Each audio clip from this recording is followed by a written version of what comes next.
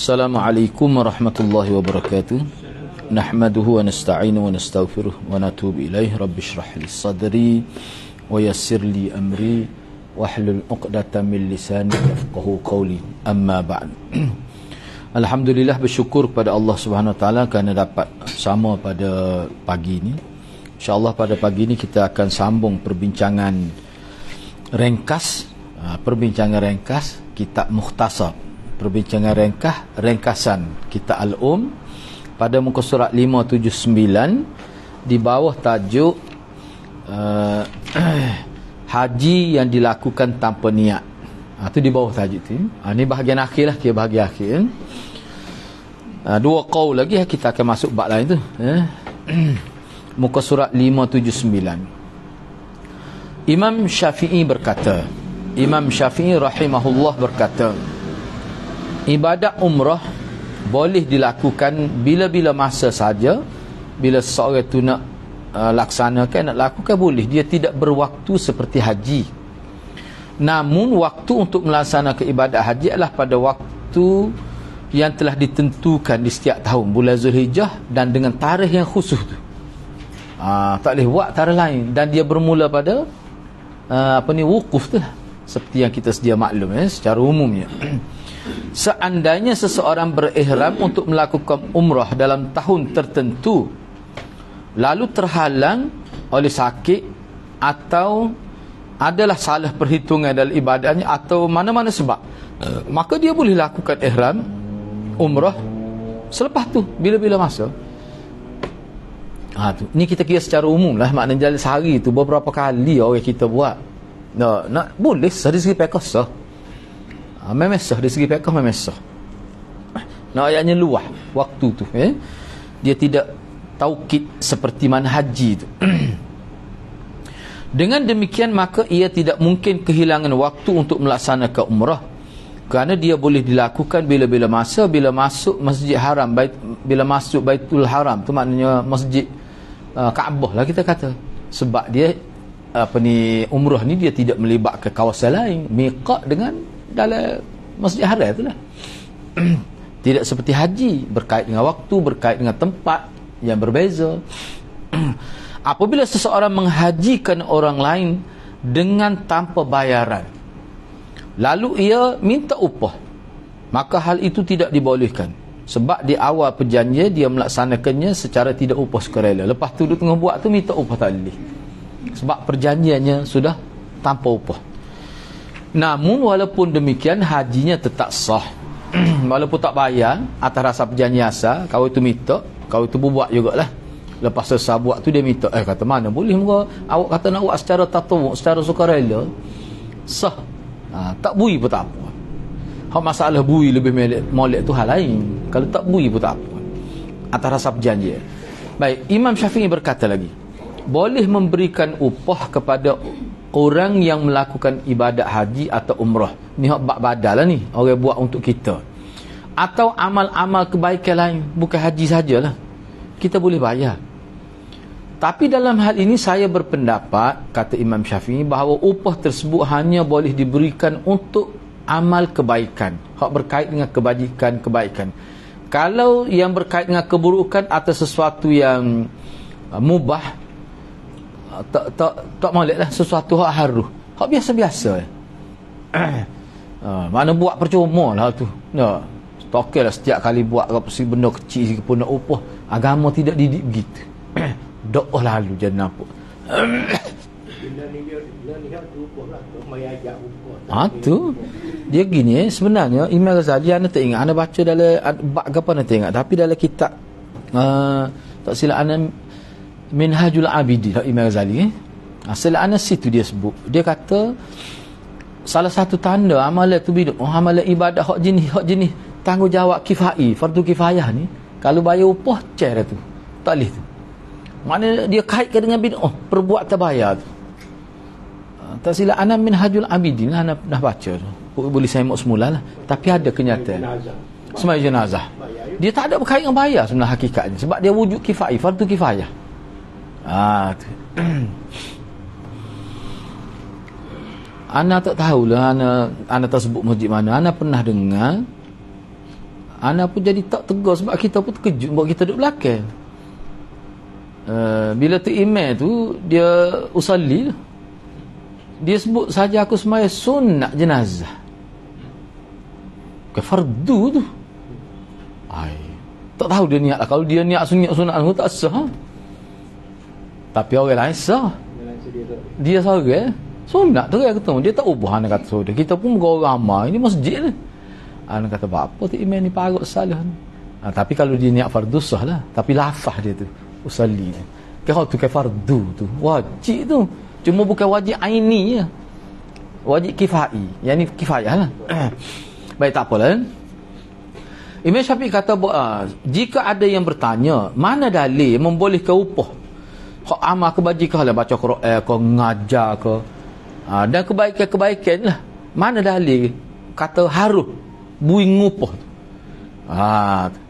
Saya jawab dalilnya adalah bahawa Rasulullah sallallahu alaihi wasallam menikahkan seorang laki-laki dengan seorang perempuan dengan mas kahwin berupa mengajarkan satu surah. Kalau tak asal itu suratan minal Quran, satu surah daripada Quran, bukan sebahagian surah. Salah tu. Mana satu suratan minal Quran, satu surah daripada Quran. Sedangkan nikah itu tidak sah kecuali dengan ada mas kahwin. Jadi mas kahwinnya juga dia ngajar Quran, satu surah, dia baca satu surah, ngajarlah kira-kiranya. Tu. Hot tu. Jadi maknanya di situ ada harga, cumanya dia letak atas nama mas kahwin sah. Depan habis dia lah. Gitu. Jadi makna boleh lah tu. Jadi maknanya bila baca Quran, maknanya ngupah. Makna ngupah tu walaupun tidak beri sebagai duit, tapi letak sebagai mahar. Itu maksud dia. Mana boleh. Sebenarnya kalau tidak ni pun ulama sebut sana bakar ke lepas bulan dia terima gaji. Sana bakar bulan pertama dia tak terima gaji sebagai khalifah. Tu upah lah tu, gaji. Benar, sebab tu Imam Fakhrul Razi kata boleh. Lepas tu ataniak kita lah pula. Ataniak. Oi, anak fikir kalau tak ada gaji tu cikgu-cikgu di sekolah ke mana, tak kena jual ikan pasal. Benda tu tak logik. Sebab tu Imam Fakhrul Razi kata benda ni tak pahala. Saya nak bakar terima. Mula-mula kan dia cerita je, kalau kita tengok dia jual kain, dia ada kilang tekstil, dia ada gedung tekstil. Lepas tu dia cuba berniaga lagi 6 bulan tu untuk pendapatan keluarga dia. Saya normal antara yang sebut dia kata tak boleh, kita kena bayar gaji pada dia supaya dia fikir, dia guna akal dia ni untuk tumpu pada sistem pemerintahan ni. Kalau dia nak jadi hak keluarga dia tu, mana kajian kena siapa? Betul dah, sebab kajian dua lah ada allowance pada isteri. Maknanya suami yang bekerja, yang sebagai pemimpin, dia tak fikir dah. Sebab tu lah kalau makan rasuah lagi kan, dia kena cah parut pemimpin. Sebab apa? Gaji tu kan cukup dah untuk keluarga dia. Kan dia ada allowance telefon. Supaya dia tak fikir untuk meretah sekarang. Tiba-tiba gomo lagi. Timbuk lagi. Tu salah besar lah. Tak cukup. Ni boleh kira sikit kalau tak cukup. Lebih pada cukup. Tu. Lagi PM mana kalau ambil lagi, maknanya orang panggil jahat dah tu. Kalau ambil lagi lebih pada cukup dah tu. Dah kita kata YB, berapa YB? 7,000 lebih dah. Dah kacau pungat lah. Kita asah Perdana Menteri 38. Maknanya kalau Perdana Menteri tu ambil lagi, tak logik lah kita kata. YB pun sendiri kan tahu dia Ustaz Mahmudi almarhum, dia sebutkan, dia kata memang dia banyak contoh rumah dia tak ambil, dia beri cash. Maknanya cukup. Sebab itulah kalau rasuah lagi, korup lagi, memang salah besar lah. Sebab tu kalau dihukum, sebab tu setengah-setengah negara pemimpin yang salah dihukum berat lagi. Satu sebenarnya contoh tak, kalau kita tengok dalam hadis, dalam ada mufrad ada Nabi pesan pada isteri dia kan, mana kalau kamu buat salah, dabar kesalahan. Ada kan dalam hadis. Maka dia isteri Nabi. Orang panggil kedudukan dia tu, dia perlu diambil kira dalam bab melakukan kesalahan. Supaya kita kata kalau dalam konteks tempat masjid haram buat salah, tak serupa dengan, bukan masjid ada tanah haram buat dosa, tak serupa dengan tanah halal, dosa sekali ganda. Tu kita kena faham kawin ni. Baik, jika ada dari saat inilah kita pergi pada bab seterusnya lah. Bab berwasiat agar orang lain menghajikan untuk dirinya, dia wasiat. Berkali wasiat ni maknanya dekat dia akhir dia cukup, maknanya dekat nak mati lah kita kata. Dia tak mungkin dah sembuh, dia akan berakhir dengan kematian, maka wasiat lah. Antara wasiat dia ni, dia berwasiat agar orang lain mengerjakan haji untuk dirinya. Hak ni kita panggil badal haji lah. Kata Imam Asy-Syafi'i rahimahullah, apabila seseorang yang belum pernah melaksanakan ibadah haji berwasiat agar haji warisnya kelak, agar ahli warisnya kelak menghajikan dirinya. Makna dia meninggalkan wasiat, kalau dia mati, hak akan terima saka dia. Ni lah makna waris tu. Hak kawan tu lah, tak kira lah siapa pun. Hak akan terima saka dia. Orang ni lah mengerjakan haji untuk dia. Tapi dia tidak sebut berapa harta yang mesti digunakan untuk pelaksanakan haji tersebut. Disebut secara umum gitu ya. Kita bincang dah sebelum ni kan, ada Imam Syafi'i pun setuju 1/3. Nah, 1/3 maknanya kalau tidak boleh ambil 1/3, kita tak layak lah, kita tak layak. Walaupun bukan semua berpendapat begitu, tapi tak apalah, dia tak sebut berapa harta yang harus digunakan untuk pelaksanaan haji badal tu. Maka ahli warisnya harus menghajikan dia, tapi mengambil kos yang paling minimal. Kalau kos paling minimal kak, upah orang sana lah, orang yang duduk di kawasan Mekah tu. Mekok pun apa? Jiranah paling dekat ada. Jiranah. Lepas tu tidak boleh Tan'in 5 kilo dah, 5 kilo. Tan'in 5 kilo. Tak ingat Tan'in 5 kilo. Kalau Jiranah tu 25 dah. 25. Tan'in. Tu memang 5 kilo lah. Sahabat ada jalan kaki lah. Dia ramai-ramai pok dia. Jalan kaki. Lepas tu masuk oleh bilik peluh hujat. Orang kata pagi ni mekok tu. Orang kata tak jalan kaki. Dia terdekat Ustaz dia, sokor jalan ramai-ramai. Kata lah kata hamba pada sekali dia kata. Jadi kalau kita minimal sini seperti yang anda sebut sebelum ni lah, kalau kita ambil orang tempatan di Mekah tu lah, banyak kos tak perlu lah, kos transport, kos penginapan, makan minum boleh makan rumah dia agaknya. Sebab tu kalau 1,500 pun cukup dah lah. Pelajar kita terima dah 1,500 pun. Boleh lah. Tu. Dah hak ni anak nak tambah sekali lagi, kalaulah harta peninggalan si mati tu memang sikit, boleh juga guna keadaan ni. Badan haji kita guna pelajar Malaysia ke duduk sana, kos 1,500 boleh tu. Anak kecek dengan pelajar Indonesia, dia kata kita 1,000 kita buat, sebab muka peri pun boleh 1,000, tak apa dah, nak tolong. Tu.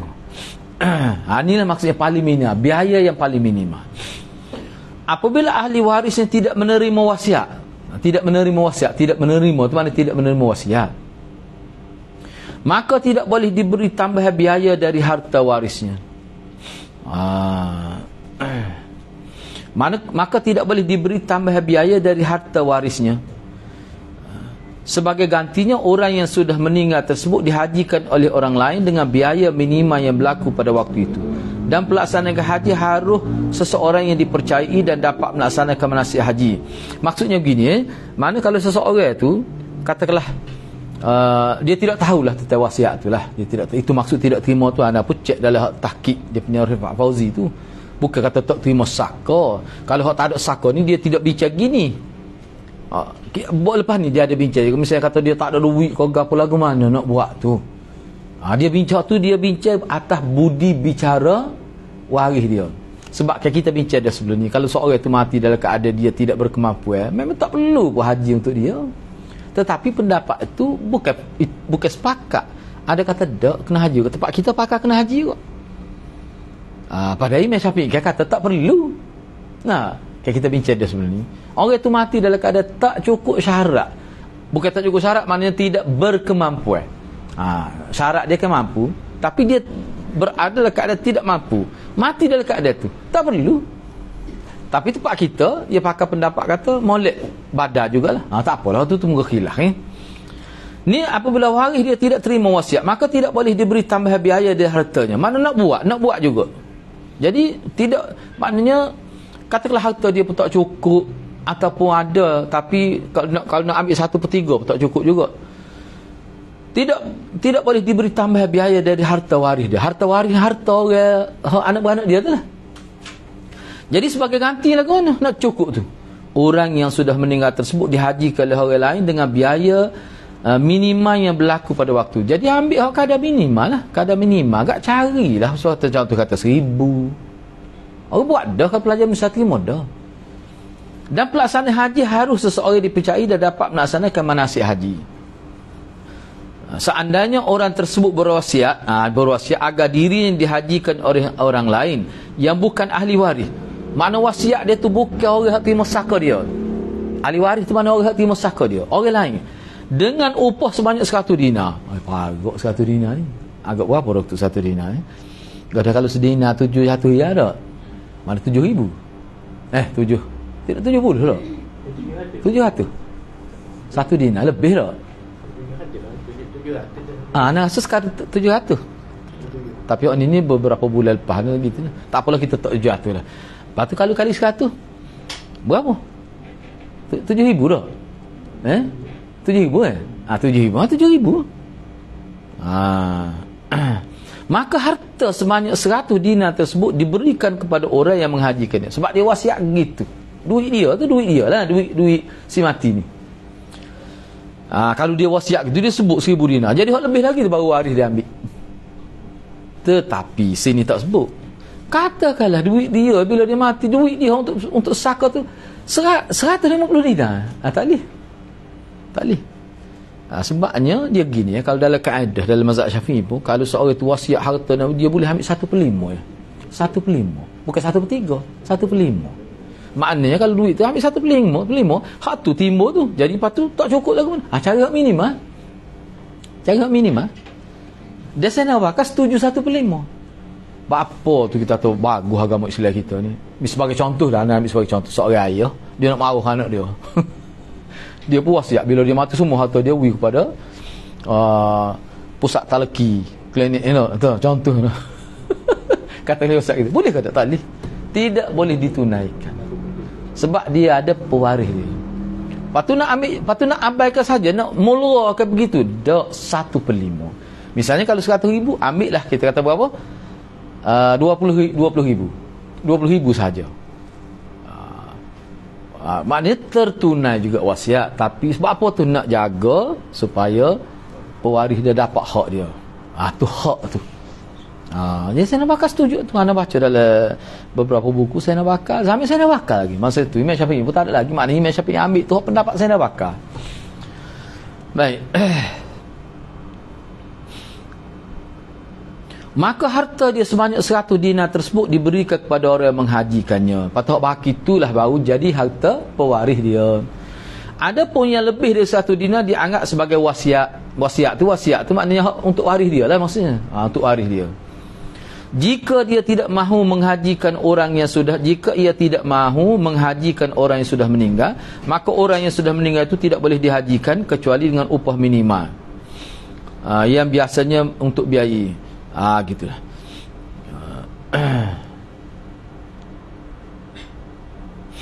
Ni isu dia ni sebenarnya isu hak tidak wasiat ni. Kalau dia tidak wasiat, lepas tu lagu mana nak guna tu, nak guna duit mana? Guna duit dia juga tapi dengan kos yang paling minimal.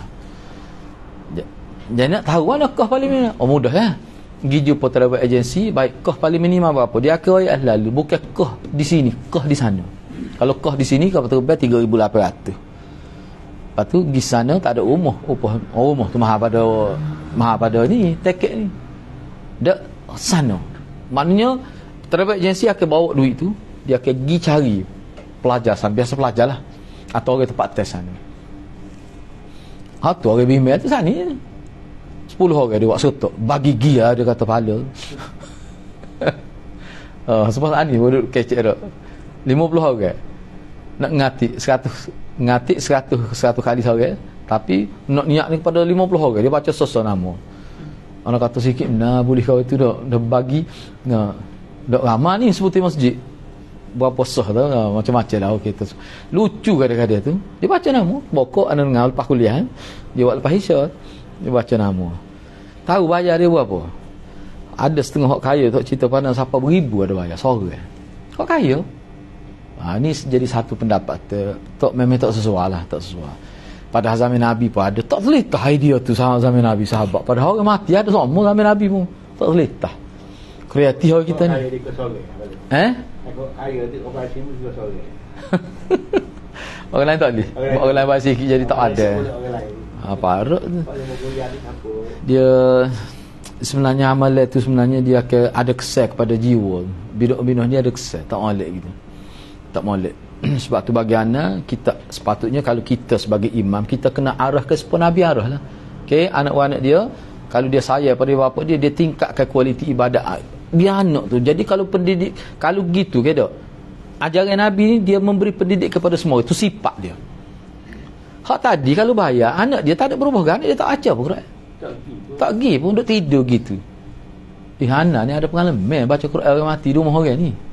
Masa sebelum kita ngaji hadis masa sekolah menengah dulu boleh piti banyak ayah golek seka kain black card duit lagi dia buh dalam handphone tu lagi tak anak ingat lagi bakal duit tu anak guna untuk anak ngaji masa sekolah menengah dulu masa kita mana suka lah kita ni, tapi bila kita ngaji kata berat. Pengalaman anak sebutnya pengalaman anak tu dia besar dia kata dia panggil adik mau kita sekolah menengah lagi, dia kata kalau nak tubik tu kunci pintu bola kunci bawah celah pintu munggu tu tidur mati tak apa-apa. Bila kita besar kita ngaji jatuh maruah agama tu dia tidur kadang-kadang masa kita ngaji awal pukul 11 tu dia tengok TV lagi.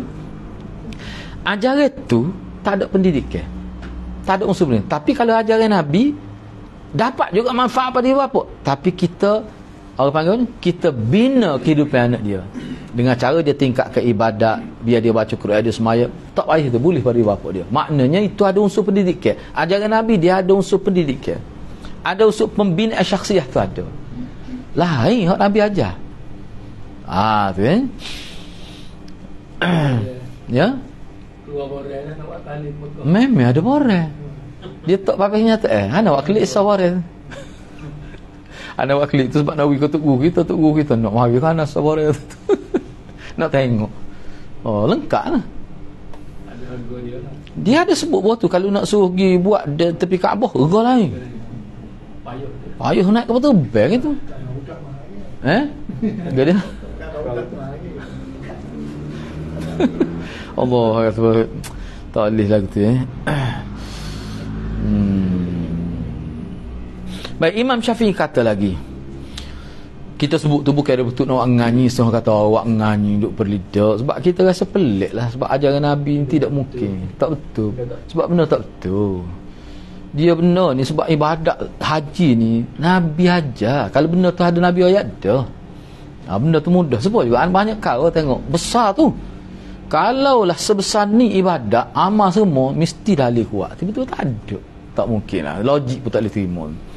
Kata Imam Syafi'i lagi, apabila ada seseorang yang mengupah orang lain untuk menghajikan dirinya, mana dia ni dia bincang sebelum dia meninggal lah, bila dia sakit tu, dia upah orang lain untuk mengerjakan haji atau mengumrahkan diri dia, lalu orang upah tersebut nya berburu masa ihram dan memakai wangi-wangi yang mana melanggar orang panggil apa 13 perkara tu. Tak? Apa?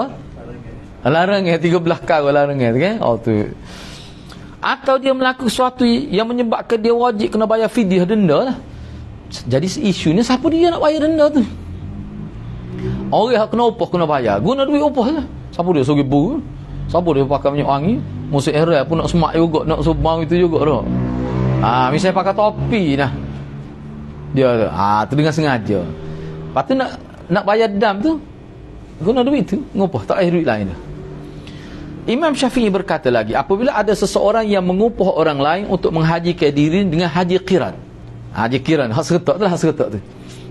Maka lebih baik seluruh perbekalan. Mana perbekalan ni maknanya pembiayaan.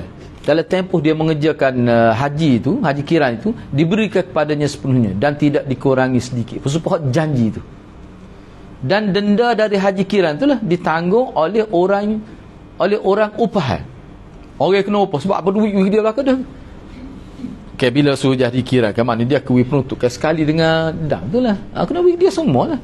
Jangan duit buat cek gitu, beri semua lalu ke dia. Jadi hak tu nak bayar untuk kambing tu bakal tu dah lah. Apabila ada seseorang yang mengupah orang lain untuk menghajikan dirinya, lalu orang yang diupah tidak melaksanakan ibadah haji, akan tetapi dia buat umrah saja, maka upah untuk orang tersebut mesti dikembalikan. Mana sebab langgar perjanjian. Begitulah juga sebaliknya apabila dia diupah untuk melakukan umrah tetapi dia melakukan sahaja, maka upahnya harus dikembalikan juga, tak boleh suruh buat umrah nyagi haji maka upah harus dikembali. Dia bukan isu duit ni, isunya syarat masyru't dia panggil, langgar perjanjian. Apabila seseorang mengupah orang lain untuk melakukan haji, lalu orang upah ni maknanya hak buat badar tu lah, tersebut melakukan umrah, kemudian dia kembali semula ke Mekah untuk melakukan ihram haji, maka hal itu sah dan upah harus diberikan kepada dia, wajib lah. Dia langgar dianya pergi buat haji saja, pergi buat umrah saja, lepas tu dia mari mikir dosa ni, dia pergi semula, pergi Mekah semula, dia buat pula haji, tu tak apa, tak perlu dikembalikan, mana kena wis penuhnya kepada dia, upah dia janji lah seperti mana janji tu. Sebab apa? Sebab dia telah menunaikan kedua-dua tu. Kata Imam Syafi'i lagi, apabila ada seseorang yang mengupah orang lain untuk menghajikan dirinya atau orang yang sudah meninggal dunia, dia upah orang lain untuk menunaikan haji kepada orang yang telah mati, dia tu upah. Tu maksudnya ayat kedua tu. Sementara orang yang diupah itu belum pernah melaksanakan haji untuk diri, kawan ni tahu haji sekali rabuk lagi, maka ibadah haji tersebut sah untuk dirinya tapi tidak sah untuk orang yang dia wakili. Kalau berlaku kih ini, dia kena kembali ke semula. Jadi haji tadi haji dia. Jadi upah tadi kena atas mula kepada pewaris lah, ataupun kepada orang yang upah dia hak masih hidup tu, hak sudah dalam keadaan tak mampu, siapa mati dah kira-kira tak mampu gitu. Baik, tak apalah. Orang yang mendapat wasiat boleh mengupah orang lain untuk menghajikan orang yang sudah meninggal. Misalnya anak dia tak sibuk disediakan, dia timur wasiat, ayah dia kata kalau ayah meninggal, gunalah duit ayah ni untuk haji ayah. Tiba-tiba anak dia tak boleh buat, dia boleh upah orang lain, guna duit ayah dia tu. Apabila yang sudah meninggal itu belum dihajikan oleh sebahagian ahli warisnya, manakala ada waris dia buat dah, tak perlulah, tu maksudnya. Mana tak mesti anak dia. Katakanlah Hasan dia suruh anak dia, tiba anak dia tak boleh buat, dia suruh pot darah dia, tak apa juga, terlepas juga tu. Tapi tak belaka, mana-mana waris pun tahu dia boleh upah orang lain, tak apa. Baik yang meninggal dunia itu berwasiat agar dirinya dihajikan ataupun tidak. Ni pendapat dalam mazhab Syafi'i lah ni. Apa ni, ni boleh juga ni. Syaratnya kawan tu maknanya dia mampu lah tu, sebelum dia meninggal dunia tu dia mampu. Sementara upah yang dipakai tidak dianggap sebagai wasiat, maknanya tidak anggap wasiat, mana boleh guna duit mana-mana lah, tu maksud dia nya. Sebab tu dia hak ni sebenarnya kena tengok Rifat Fauzi lah, kita akan boleh faham lebih detail lagi, moga hak tu hak detail kan. Dalam hal ini sama saja, apakah yang membiayai haji tersebut waris ke bukan, tak kira lah, tak kira, asalkan jadi boleh nak ayatnya.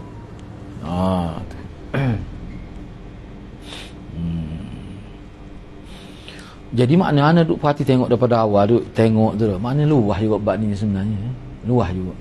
Sebab tu dalam mazhab kita dia pakai tak kira lah kih lagu mana pun, asalkan dia tidak buat haji wajib boleh buat, dia pakai tu.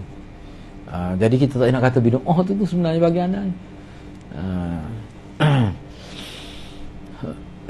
Perlu diketahui bahawa haji atau umrah yang diperuntukkan bagi si mati adalah haji dan umrah wajib. Atau kena ingatlah, kalau sunat tak perlu, kalau dia pergi wadah untuk kali kedua tak perlulah. Baik yang meninggal dunia berwasiat atau tidak, tak perlu. Tak perlu kita lah. Kalau sekiranya haji tu haji tidak wajib, haji sunat ataupun umrah sunat, tak payah. Nak buat boleh, tapi tak buat pun tak apa, walaupun dia wasiat ataupun dia tidak wasiat, sebab dia tidak jadi hutang tu. Sebagaimana hutang si mati yang harus dibayar oleh warisnya. Kalau hutang kena bayar, tapi hak ni tak, sebab dia hak hutang, dia sesat dah hak wajib tu. Walaupun si mayat tidak berwasiat untuk bayar. Kalau hutang, kalau dia tidak wasiat, misalnya contoh ayah kita meninggal, kita tahu dia ada hutang, dia tak wasiat pun kena bayar gitu. Sehingga kalau ayah kita tidak tinggal pesaka apa, anak kena pakak pitih bayar. Kalau tidak, setengah ulama kata berdosa tanggungjawab, setengah kata tak, ayah dia menanggung. Enggak nak tengok ayah kita sekat tadi masuk surga kita ya. Tak nak sabuh anak nak buat gitu tak. Benda-benda gitulah. Setengah anak kalau mengikut Ibn Hazm, anak tu berdosa kalau dia tidak usaha. Sebab tanggungjawab, dia kira tanggungjawab tu. Imam Syafi'i berkata lagi, apabila seseorang berwasiat agar dirinya dihajikan dengan haji sunat, dia buat haji dah. Dia kata kalau ayah mati ni buatlah haji ni, kaya kepak dah ni. Misalnya contoh ni. Maka dalam hal ini ada dua pendapat. Sebab tu anda sebut tadi tu, ada yang kata boleh walaupun haji sunat. Kedua, tak boleh boleh. Tak perlu tunang. Baik ada duit biar orang lain, biar orang lain buat, boleh pahala lagi. Sebagaimana tidak diperbolehkan berwasiat agar ahli warisnya mengupah orang untuk salat dan pahala salat tersebut diperuntukkan bagi dia, mana boleh. Kalau sebab semaya tak boleh, dia qiyas dengan semaya. Orang yang berpendapat dengan hal ini, maka dia juga berpendapat bahawa wasiat tersebut harus ditolak. Tak boleh terima wasiat tu.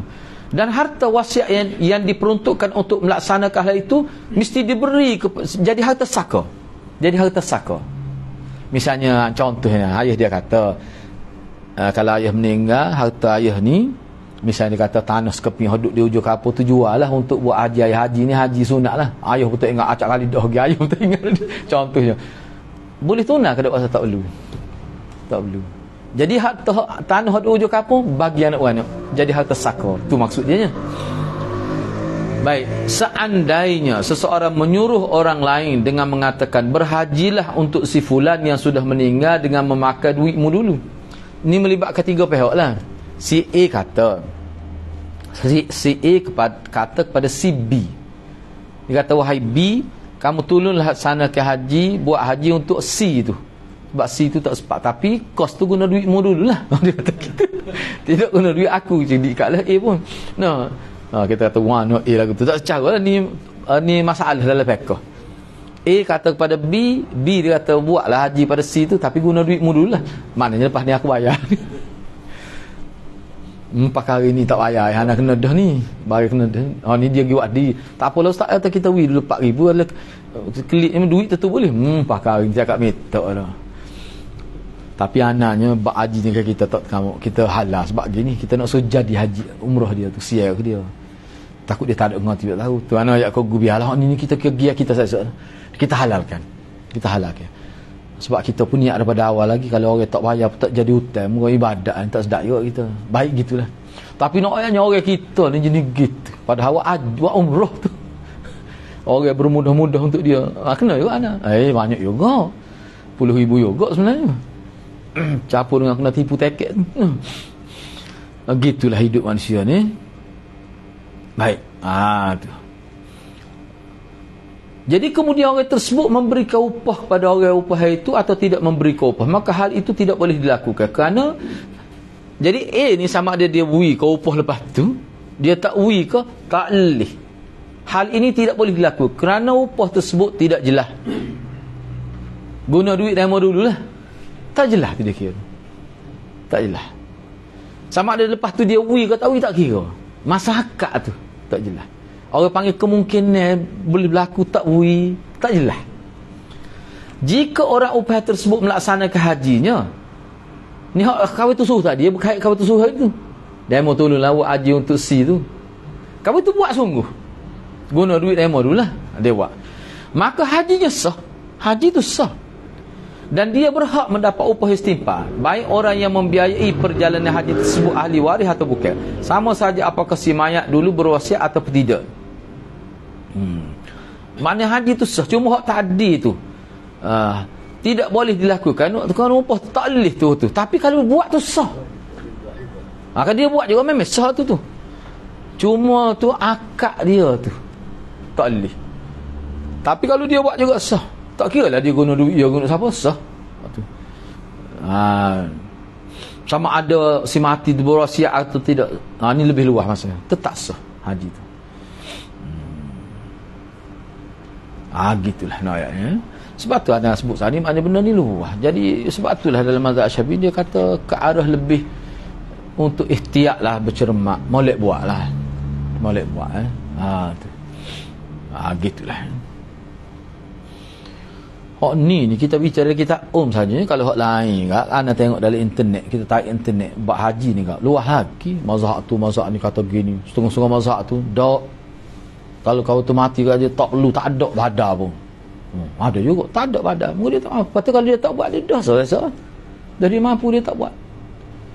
Masalah dia kata Nabi suruh gitu. Anak dia buat untuk pok dia. Tu lagu sah. Tu. Lagu mana cerita? Tu. Dia kata suruh bukan makna wajib. Kan ada ke suruh bukan makna wajib? Suruh tapi tidak wajib. Jadi maknanya sebab tu kata ihtiyat, cermat. Nak sunah pun molek, maknanya tidak bercanggah dengan hadis tu. Sebab tu bagi ana perkara ni termasuk dalam khilaf muktabar lah. Jadi orang yang kita buat ni ibadah haji tu bagi ana itu boleh. Boleh lah. Tapi hak wajib. Kalau hak sunat tak salah. Guna duit tu untuk lain, insya-Allah ayah kita lebih besar lagi pahala dapat. Misalnya beli kitab kau pada pelajar-pelajar awak ngaji.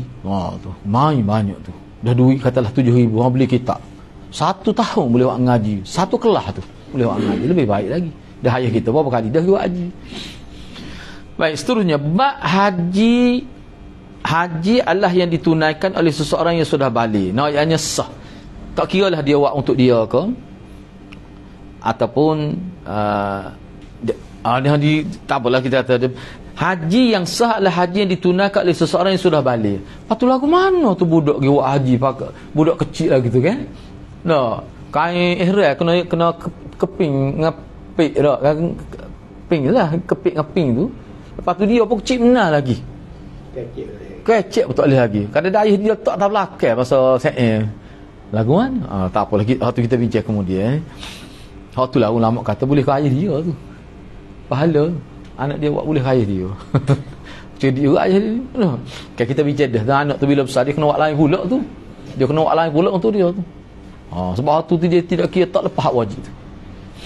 Baik, Imam Syafi'i berkata apabila seseorang Muslim yang merdeka dan sudah balik melakukan ibadah haji, maka hajinya sah dan boleh menggugurkan kewajipan haji hak rukun Islam tu. Inilah istilah dipanggil haji Islam. Hak rukun Islam tu lah. Orang panggil haji Islam tu kan ni lah. Kayak kita jumpa istilah ke sebelum ni haji Islam. Haji hak rukun tu, hak rukun Islam. Hak wajib lah maksudnya. Walaupun ia termasuk orang yang belum mampu melaksanakan ibadah haji. Belum mampu dari segi diri dia, tapi dia dibiayai oleh ayah dia ataupun pak dawa dia. Misalnya anak pernah bawa seorang tu pak tua menala, orang Kelantan kita. Anak dawa dia duduk Putrajaya. Dia ikuti kuliahana, dia minta nak pergi umrah dengan dia, bawa pak dawa dia. Orang kata bagus anak dawa ni bawa, dia kata ustaz, pak dawa saya ni macam ayah saya. Ayah saya meninggal saya kecil, pak dawa saya jaga saya siapa saya masuk universiti. Bertitik air mata dia. Ya tahu pak dawa saya ni, pak dawa dia teman pijin hok apa buta huruf. Tapi anak tengok awak umrah bukan haji umrah. Dalam 16 hari, 17 hari gitu. Dia cawa sungguh pak dawa dia supaya dia. Dia panggil pak su, dia panggil. Pak dawa dia hok su. Anak kata mudah-mudahan Allah beri keberkatan kepada apa nama dia dia kata dia nampak ayah dia tengok pak daud dia sebab ayah dia lah jadi ayah dia pak daud dia jadi ayah dia siapa pak daud dia sakit pun dia kan pun sakit prostat pun dah tahu nak kecil prostat dia anak pergi sekali dengan dia pergi ke hospital pergi bawa pak daud dia caw sungguh jumpa lah dengan orang Sabah situ senang jumpa dengan orang Sabah lega gitu nak kecek ku bahasa Arab ku guna istilah-istilah doktor buat kalah mudahlah jadi nak ayat tu baik jadi tak apalah tu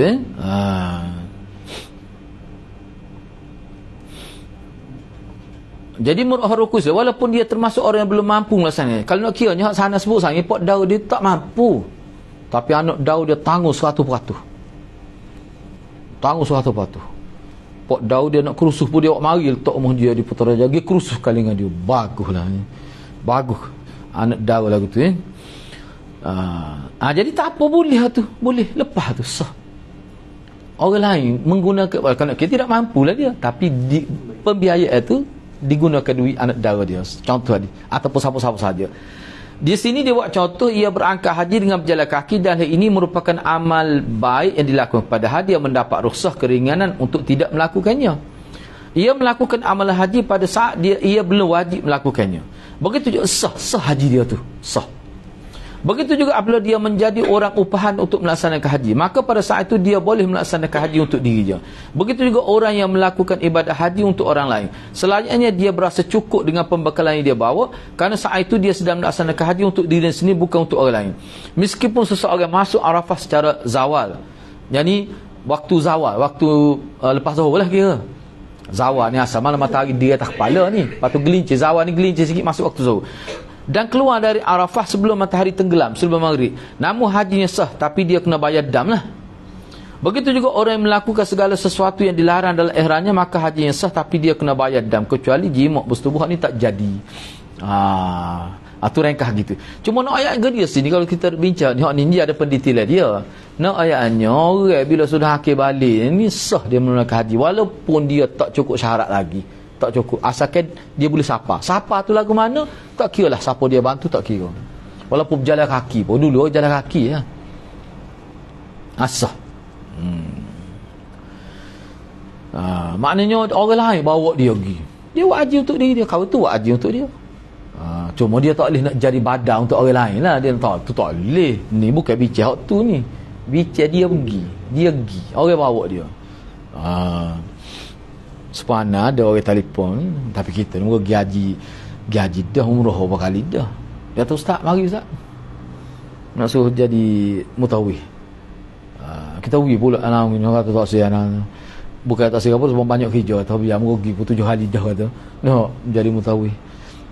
Misalnya katakanlah kita tak pernah pergi, orang ajak gitu, kita tak cukup duit, ni sah, tak ada masalah, boleh.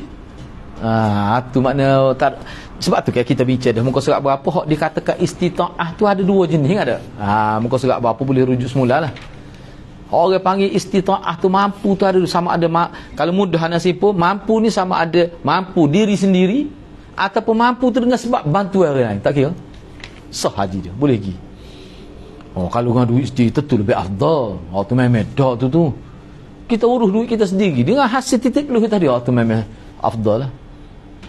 Anak pernah jumpa orang tua gini, tapi alhamdulillah Tuhan makbul ke dia. Dia daripada muda dia pun duit ke Mekah. Padahal ada nak kita tak sedar tu. Dia kata makcik nak pergi dengan titik dulu makcik sendiri. Anak kata makcik ni baguslah. Anak doa ke dia, mudah-mudahan dapat haji mabrur, boleh pergi haji sama dia. Dia pernah nak kursus haji dengan anak, dia ditanya anak buat haji ke? Anak kata boleh saya tadi, tapi kena ikut tabur haji lah juga, tak sebi bercang lama, moga benda ni banyak khilah. Cuma asah-asah tu kita royak gini-gini. Duit dia pun puluhan tahun. Dia kata nak supuh hati, memang puas hati sungguh lah, duit hasil titik plus sendiri. Gitulah, ada dia pun tua dia. Dan dia ni antara orang ikuti kursus Tok Ana buat, Tok Ana buat di rumahnya free untuk orang kampung. Dia ikuti juga. Baik, seterusnya hukum haji anak kecil yang baru balik, budak yang baru dimerdekakan, hamba termasuk budak yang baru, atau seorang yang baru masuk Islam. Budak kecil baru balik ni makna siapa umur lah, tentu dah tak ada duitnya nak pergi Mekah tu. Lagu mana dia bicara sini. Baik, kita ambil son ni lah. Imam Syafi'i kata bila seorang anak yang baru balik, seorang hamba yang baru merdeka, atau seorang yang baru memeluk Islam, di Arafah atau di Muzdalifah melakukan ihram haji dengan sempat masuki Arafah sebelum terbit fajar, ketika bermalam di Muzdalifah, malam tanggal 10 Zulhijjah. Maknanya dia pergi Arafah pun lewat dah, tapi sempatlah sebelum bergerak ke Muzdalifah tu, maka hajinya sah haji dia. Katakanlah dia balik hari tu kata dia mimpi hari tu, pukul apa kita tahu, pukul 12 mimpi. Lepas tu lagu mana dia sempatlah di Arafah, dia sempat walaupun tidak sepenuhnya. Atau di Muzdalifah, ke Muzdalifah tu sebenarnya hakikat di Arafah lagi tu, kawasan Tula lah tu sebenarnya. Ataupun kau tu masuk setelah tu dia pergi, masuk setelah pukul apa, maknanya sebelum bergerak daripada Muzdalifah lah, kita letak situ, sebab dia kata atau tu, ataupun baru masuk setelah tu pergi situ lalu ke tempat permulaan pelaksanakan, orang panggil titik tolak permulaan haji tu. Dan sempat memasuki Arafah sebelum terbit fajar ketika bermalam di Muzdalifah, malam tanggal 10 Zulhijjah, malam itulah sebelum terbit fajar pada 10 Zulhijjah tu, maka haji dia sah dan boleh menggugurkan kewajipan haji dalam rukun Islam. Maknanya haji Islam, haji lepas rukun tu, lepas mati dia boleh, walaupun dia tidak sempat wukuf berhenti di Arafah, walaupun tak sempat, sebab dia dah tak sempat wukuf tu maknanya dah di Muzdalifah lah. Tu. Maknanya sebelum terbit fajar hari 10 Zulhijjah tu dia ada situ. Tak apa, boleh dah. Boleh dah. Kita kata sempurna, tak cara. Boleh dah. Mereka wajib bayar dam. Tapi kena bayar dam lah. Kerana telah melewati miqat tanpa ihram. Kerana orang miqat ke sebelum tu lagi. Baik, kena bayar. Apabila seorang hamba atau seorang anak yang belum balik melakukan ihram haji dengan niat menggugurkan haji wajib, menggotau haji kalabut lagi, atau berniat haji sunat, atau tidak berniat sama sekali, kemudian hamba tersebut dimerdekakan dan anak tersebut mencapai balik selepas itu, sebelum mereka sampai di Arafah atau setelah tiba di Arafah, atau bahkan setelah mereka sampai di Muzdalifah atau di tempat mana pun, kemudian mereka kembali ke Arafah untuk wukuf dan sudah dalam keadaan merdeka atau balik, maka hajinya sah dan boleh menggugurkan kewajipan haji yang merupakan rukun Islam. Ringkasnya beginilah. Mana kalau kau tu berlaku sebelum terbit fajar hari 10 Zulhijjah. Malam raya lah kita tu. Dah. Malam raya tu dia ada gisi tu. Walaupun sepuk dia kata, wukuf tu ada, pergi Muzdalifah tu. Boleh lagi. Boleh lagi. Lepas tu lagu mana redak tu? Itu miqat. Bayar dam lah. Dia kira gitu. Mana boleh. Ni. Menurut pendapat saya, kata MSP, akan lebih baik apabila mereka mengambil langkah berhati-hati dalam membayar dam, tapi saya berpendapat bahawa dam ini tidak wajib bagi mereka. Keadaan mereka tu dia panggil special case, dia kata. Tak wajib bagi saya, tapi berikhtiar molek bayarlah. Walaupun tak wajib. Tapi atas rasa ikhtiar, nak cermat, bayarlah. Sebab dia tinggal tu. Tinggal di miqat tu. Dia baru balik malam. Gitulah sebab tu anak kata sebabnya moga dia baru cukup syarat. Baru cukup syarat. Mak sebab tu anak kata special case tu. Kalau orang lain tak boleh buat kerja lagu tu. Tak sah lah. Ni untuk case sebab tu kata 3 tu. Balik malam tu. Lepas tu dia baru dia merdeka ke malam tu juga. Masuk Islam malam tu juga. Maknanya lepas dia waktu miqat. Moga duduk situ dah. Malam tu malam 10 lah, malam 10. Boleh. Sebelum terbit fajar. Tu rapat ji tu. Dah boleh lagi. Tapi kena bayar dam lah. Tapi tak wajib kata Imam Syafi'i pada pandangan saya. Tapi atas rasa ihtiyat, cermat molek bayar lah. Gitu maksudnya. Baik, untuk seterusnya tu kita bincang minggu depan lah tu kita berhenti setakat tu dulu. Kemudian terus kita masuk untuk Al-Adabul Mufrad ni. Assalamualaikum warahmatullahi wabarakatuh.